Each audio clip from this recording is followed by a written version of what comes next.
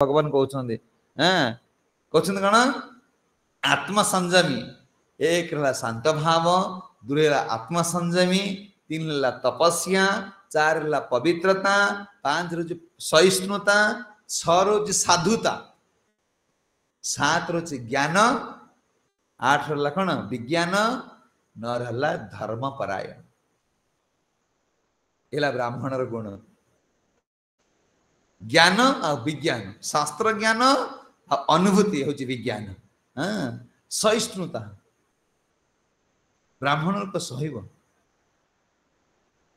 अर्जुन ये ज्ञान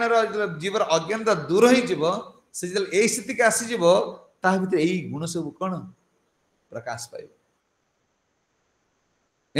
तार कौन हम ना ब्राह्मण प्रथम प्रथम हम द्विज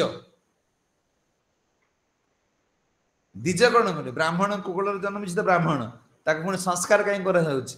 जो आमर कौन व्रत घर उपनयन करा व्रत उपनयन कौन करा तो ब्राह्मण छुआ